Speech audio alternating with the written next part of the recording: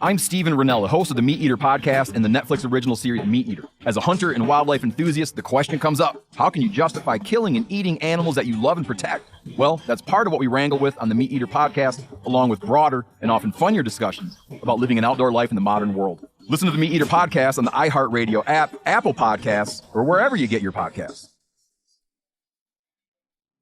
The views and opinions expressed in this podcast are solely those of the podcast author or individuals participating in the podcast and do not necessarily represent those of iHeartMedia, Stuff Media, or its employees. On the 50th anniversary of the Zodiac's first confirmed killings in Benicia, a group of self-proclaimed zodiologists visited the site on Lake Herman Road. They went there to pay homage to the victims, David Faraday and Betty Lou Jensen. Days earlier, a threat was made to harm anyone who showed up at the Lake Herman site on the anniversary. The zodiologists decided to go anyway, and we joined them. I know there were threats made for people who came here tonight. What do we have, about 20, 25 people here right now? And over the next half hour, I expect maybe another dozen people or more coming here. Though I know there are other people who would be here tonight if those threats had not been made. People who want to be here and remember the anniversary and remember David and Betty Lou. Oh, nice. You guys make that? She did. Nice. Yeah, there's rest in peace, Betty Lou, and rest in peace, David A.F. You're looking at crosses. Where would be a good place to have them sit for a while? Right now, look right there. I came up here, I drove up here. I didn't know if anybody was going to be here because that threat about a shooting or something. Yeah. So I'm going to drive up here anyway. I'll take my chances. Really interested to see a police officer here from the Benicia Police Department.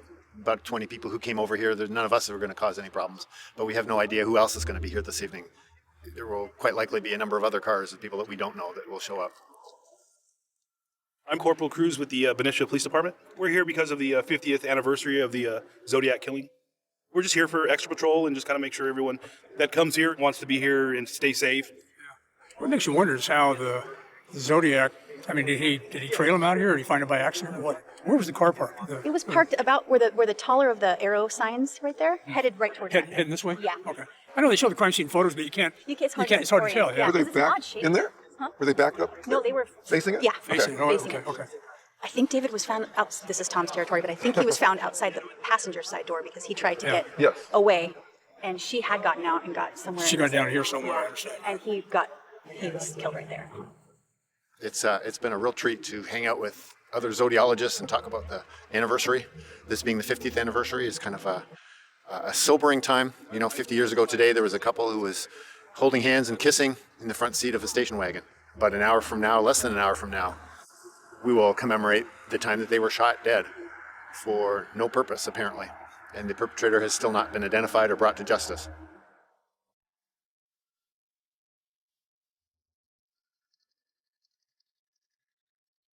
A man in a mask robbed, tied, and stabbed them, leaving them for dead.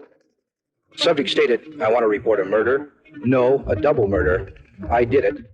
A man who wore a medieval-style executioner's hood, carried a knife and gun, and intended to use them. They haven't arrested me because they can't prove a thing. I'm not the damn Zodiac. Who is the Zodiac, and where is he? From iHeartRadio, How Stuff Works, and Tenderfoot TV, this is Monster, the Zodiac Killer. They say imitation is the highest form of flattery. And if that's true, the Zodiac may have had some admirers. By now you've heard about the range of murder weapons, and all the other inconsistencies between the Zodiac killings. In this episode, we'll see double, confronting the unpleasant idea of a Zodiac copycat. Unspeakable evil is one thing, but consciously replicating that evil, that may be worse.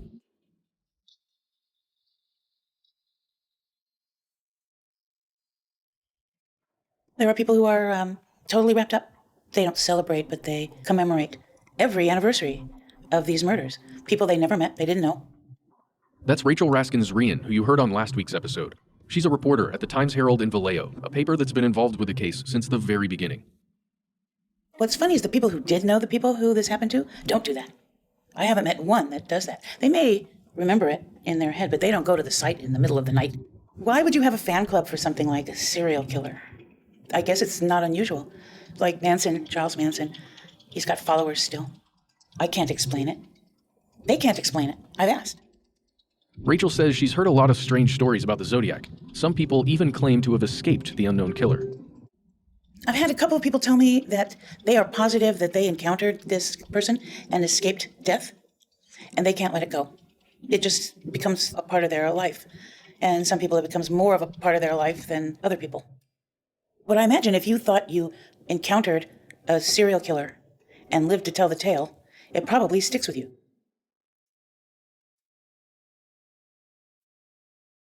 After the incident happened with Betty, of course, everyone's talking about it in Vallejo. Kind of we're a close-knit town. At that time, the population wasn't like it is now.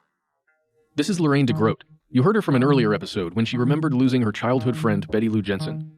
Lorraine believes that she too had a chance encounter with the Zodiac when her cousin and a few friends decided to visit the murder scene at Lake Herman Road. This is her story. As a teenager, this one night, my cousin talked us all in. We agreed, the four of us, okay, let's take a ride out there. And it was kind of late. It was like 10:30, 11. And my cousin's driving, Henry and I behind him. And then Nadine is passenger and my boyfriend's behind her. We go out there and it's totally black, dark. There's no street lights. You can't see nothing. And the headlights, there's a guy standing in the road. So what was so noticeable was he was wearing this, I want to say it's an army jacket, but it was big, it was loose. And it went down to just about probably between his knees and his thighs. We were focusing in. I go, oh, there's a guy. I'm sitting behind my cousin and I'm kicking him. I'm going, don't stop, because I'm scared. I didn't even want to be out there. So I'm saying, don't stop. So we had to slow down because the guy wouldn't get out of the road. So we're slowing down. Nadine rolls the window down, and so does my boyfriend. And as we rolled the window down, my cousin said, can we help you? What's up? Then the guy leans in towards Nadine, looking at us, and he said, I can't find my girlfriend. We were out on a fishing boat on Lake Herman. And we're going, oh, and it's 10:30, 11 at night, and I'm really kicking my cousin. I'm going, go, because it just didn't sound right. And he said, if you could just park over here and help me find her. Well, that was just totally stupid. It didn't even make any sense. So then my cousin acted like, okay, we'll help you. Of course, there's no phones, no cell phones. And I think we mentioned something like, well, where's your car? And he said he didn't have one. So we said, well, we could call the police for you. And then my cousin just kind of sped off the minute the guy stood up. And we were all so scared. And I said, that's Zodiac. I kept saying, that is Zodiac. So we drove that whole road because there's no turning around to come back. So as we're speeding away, about a mile and a half from where we left him was a car on the right-hand side. It was the only car during our whole speeding venture to get off that road. My guess is it had to have been his car because there was, like I said, there was no houses. That was his car. We drove that road and it comes straight into Benicia. So we go straight up to the police station. We told him the story. There's a guy out there. We just ran into him. He said his girlfriend, he lost her. And then I remember I told the officer, I was saying, I think that was Zodiac. He said, well, we're going to go check that out. We will drive out there. And then I said, can I call you back tomorrow so you can tell me if they found his girlfriend? When I called the police station the next day, of course, my curiosity is just off the chart. So I said, what happened? And he said, we went out there. And he goes, there was nothing out there. There was no car. I think he was going to kill whoever was in the car, but there was 4 of us. That's what I think. I'm so consumed to this day about Zodiac. Till the day I die, I believe that was Zodiac.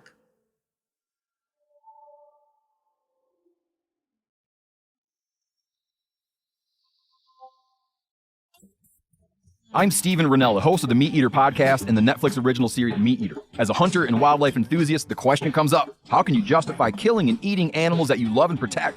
Well, that's part of what we wrangle with on the Meat Eater podcast, along with broader and often funnier discussions about living an outdoor life in the modern world. Listen to the Meat Eater podcast on the iHeartRadio app, Apple Podcasts, or wherever you get your podcasts.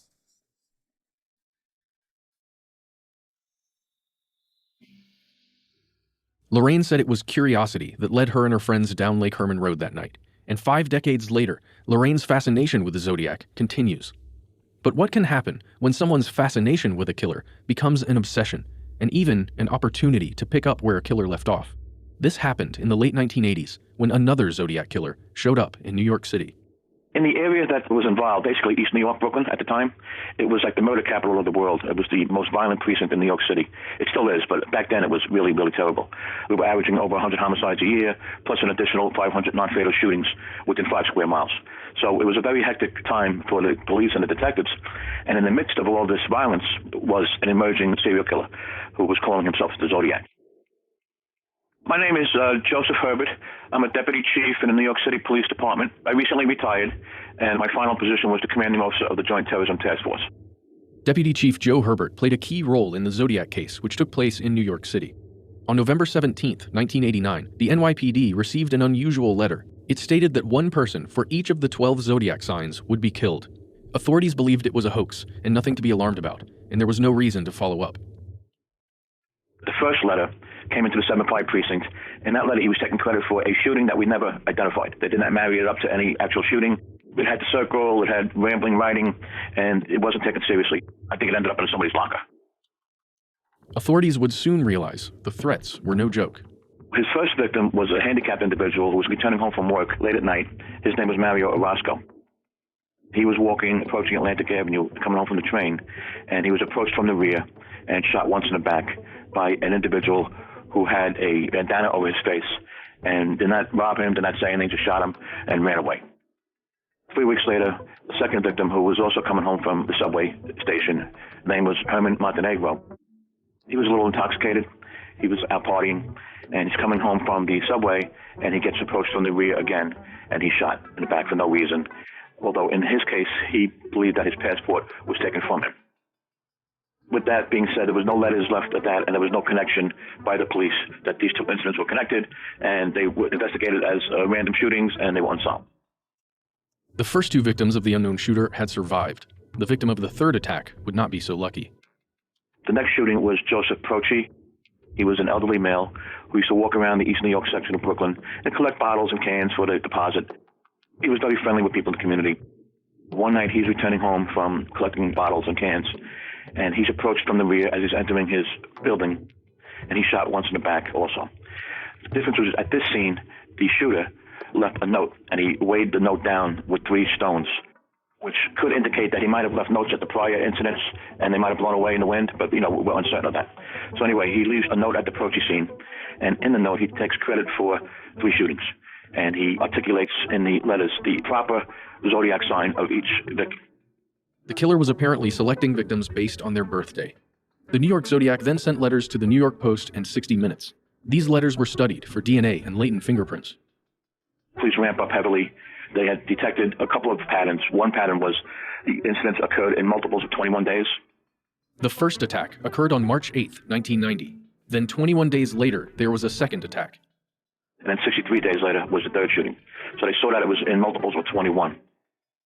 On the 21st day after the third shooting, they flooded the area incredibly, like a massive presence of undercovers, uniforms, detectives, everything they could do. And what happened is the individual does strike, but he doesn't strike in the East New York section of Brooklyn. He took the train into Manhattan, and he shoots Larry Parham, who was sleeping on a park bench in Central Park. At that scene, he leaves another note. It was also weighed down by a stone with the appropriate Zodiac sign of Larry Parham, now taking credit for 4 shootings with the appropriate Zodiac signs of all 4 victims. Now, that letter is very important. Everybody was aware of what was going on in Brooklyn, so when they came up upon a shooting in Central Park in Manhattan and they recovered the letter, the crime scene was pristine, and they were able to recover a fingerprint from that letter, which will out to be very important later on in the investigation. This story may be starting to sound familiar. A string of letters taunting the police, hopes that a fingerprint would help catch the killer. The killer in New York was following in the footsteps of the Zodiac. When the letters first came in, he actually claimed that he was one and the same as the Zodiac killer. He actually drew a sketch of the California Zodiac wearing a hood on one of his letters, and he said, "Me in the park." So, we had no idea, if it was the same individual. The fingerprint that we had from the Parham letter, they sent it to the San Francisco authorities and was not a match to that letter. The killer was still on the loose, and authorities were trying to find any leads that would put the city's fear at ease. There was a lot of havoc and a lot of chaos in the city at the time because the Post was getting the letters and they were producing headlines, and that was putting a lot of fear into the city. So anybody who asked anybody for their birthdays in a random conversation, people would panic and they would call the cops. So when Mr. Parham got shot in Central Park, he recovered and they interviewed him, And he says a couple of days before the shooting, he was sitting on a park bench in Central Park, and an individual, he was talking, and the birthdays came up.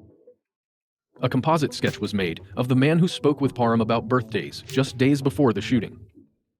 So that was the basis of that sketch. They actually hindered the investigation extensively by putting that sketch out. It took us in the wrong direction for a very long time. When you put out a sketch, you're going to get a lot of response. Make sure that you're putting a sketch out of someone who you have a witness seen doing the crime. It was a male black initially, and the Zodiac was actually a much thinner male Hispanic. Just like the original Zodiac, the media played a key role in this case, and not one that was always helpful. After the press leaked that a fingerprint had been taken from one of the letters, the New York Zodiac fell silent. They wouldn't hear from him again until 2 years later. On August 10th, 1992, the killer struck again. Patricia Fonte was the only one that was a little bit different than the others. He approached her in daylight hours. She exited a bus. She was apparently lost in the Brooklyn area, and he approached her and enticed her to go up into the park with him by giving her cigarettes. She had psychological issues, and he took advantage of her. And he goes to a real desolate part of the park, and he attacks her. He stabs her 100 times, killing her. 3 more attacks would take place, all within close range of Highland Park, which borders between Brooklyn and Queens. James Weber and John Diacone were both shot and wounded in June and July of 1993. Another near-fatal shooting would occur that October, again in Highland Park, when Diane Ballard was shot in the neck. She survived, but was left paralyzed.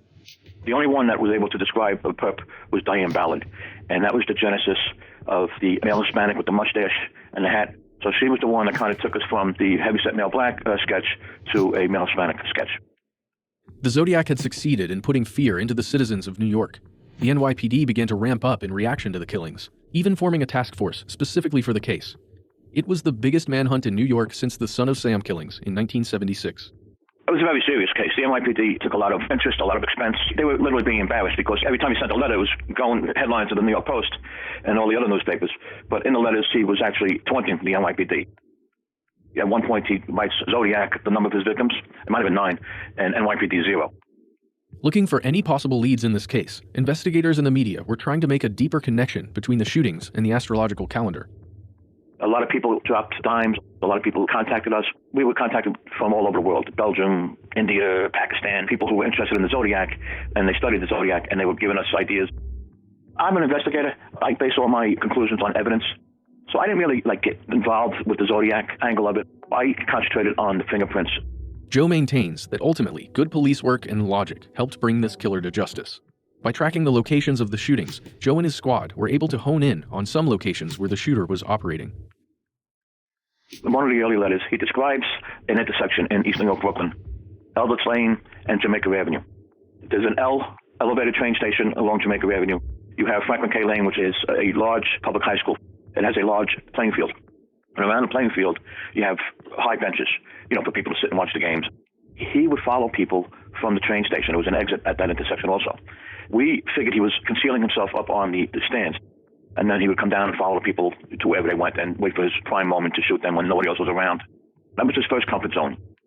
The second comfort zone was all in Highland Park. Now, in Highland Park, there was a large reservoir on top of the park.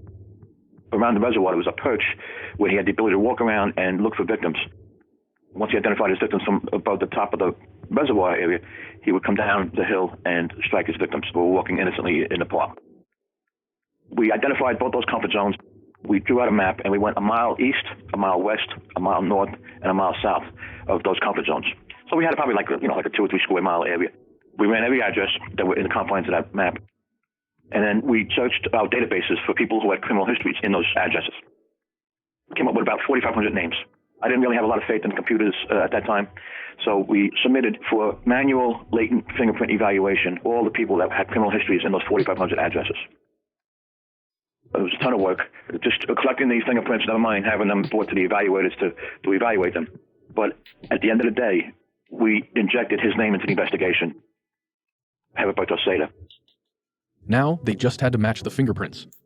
Joe says, due to a charge from a past arrest being dropped, that would prove to be impossible. He had taken an arrest for criminal possession of a zip gun. The significance of the zip gun was that he would make the guns himself. A zip gun is a homemade weapon, made by using pipes and other materials you can find at a hardware store. This was the same type of gun used in the shootings, but authorities were unable to make the connection at the time. in the ballistics unit, they couldn't put together the gun properly, and they couldn't discharge it. So because the gun was inoperable, they dropped charges in the Brooklyn DA's office. His fingerprints were taken at that arrest, but because they dropped the charges, they were sealed. So later on, when we did the grid search of all the addresses and the latent fingerprints from the Park letter, we couldn't match up to his fingerprints, which could have been on file, but because the fingerprints were sealed, we never matched it up. Later on, we became aware of that after we did identify him.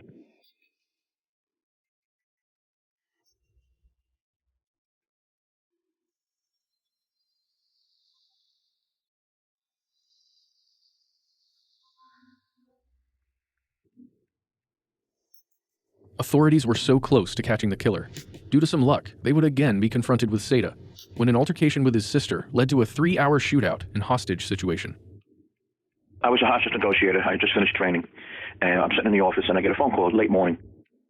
I was informed that an individual had shot his sister, and he was actively engaged in a shootout with multiple cops from his apartment on Pitkin Avenue, and they needed a hostage negotiator to try and talk him out. I get there, and there's a very large crime scene. He had shot it out with about 15 cops and transit cops at the train station at the corner. None of those officers were hit, but he had shot his sister in the rear end.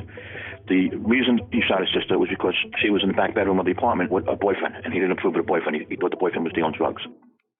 He had an argument with the sister. He fired one shot through the door. The sister came out and said, "No, you're nuts. What are you doing?" And then he shoots his sister in the rear end. She runs out of the apartment bleeding, and the boyfriend barricades himself in the back bedroom.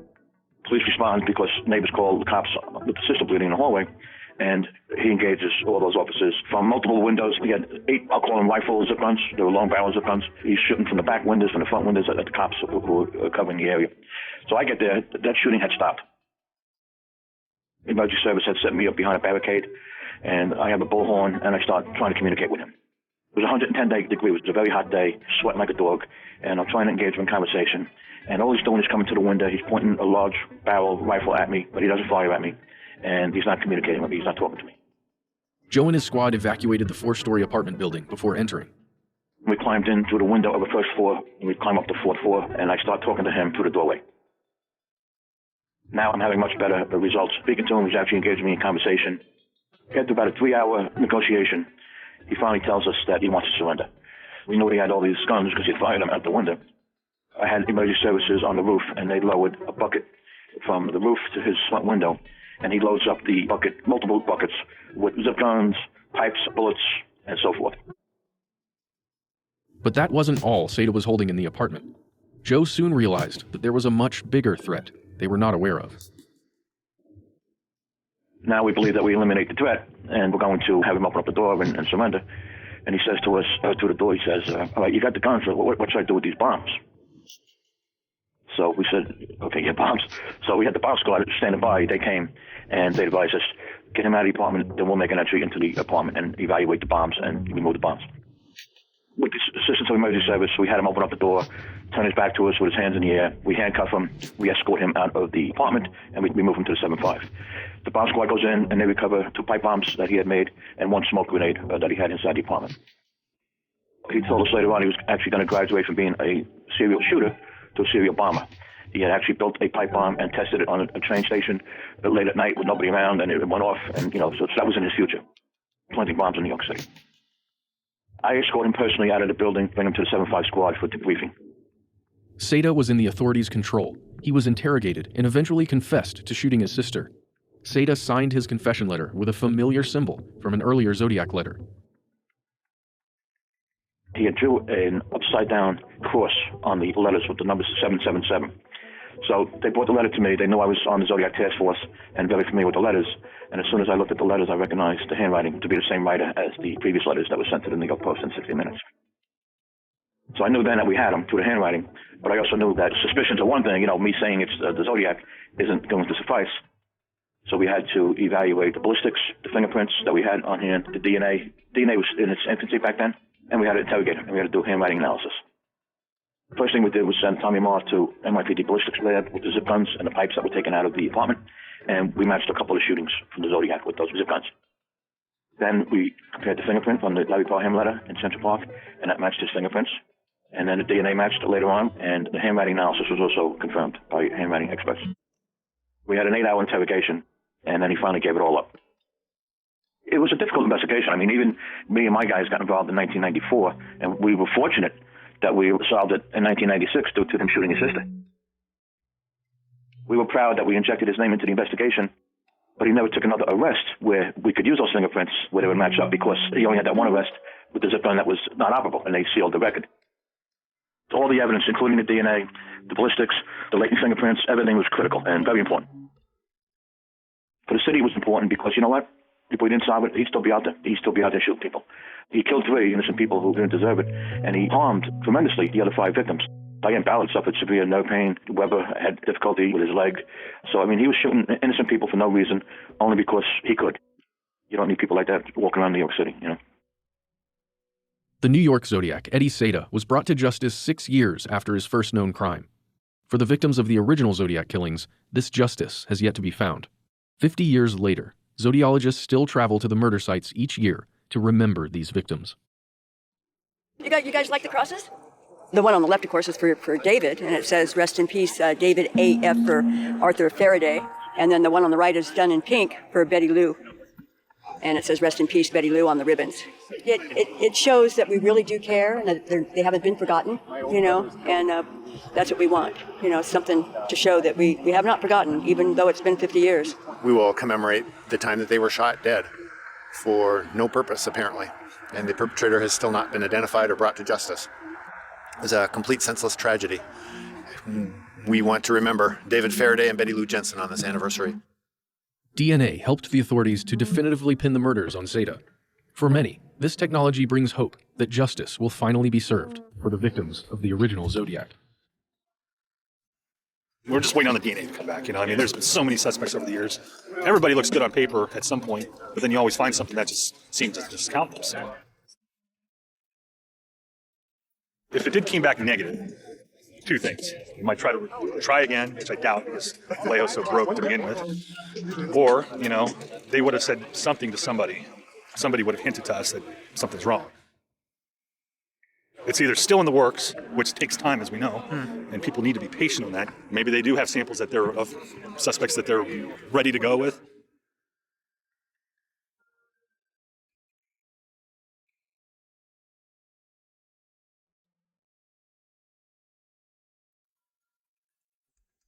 Next time on Monster, the Zodiac Killer. 23andMe is a consumer genetics testing service, so anybody can order a test online, spit in a tube. It's quite a large bit of spit. It takes about 30 minutes to fill up the whole tube. From a genealogy standpoint, what you're trying to do is you're trying to find people that are the same as you for segments of those DNA. And the more DNA that is the same between people, the more closely related they are. In the Golden State Killer case, you're talking about a semen sample that was left behind at a murder scene. That's a very good source of DNA. Whereas if you had DNA like from fingernails or under fingernails, that was a higher chance and a lower risk. And I think this stamp is probably medium because you never can tell where the stamp has been. We haven't had any real updates on this case in many years.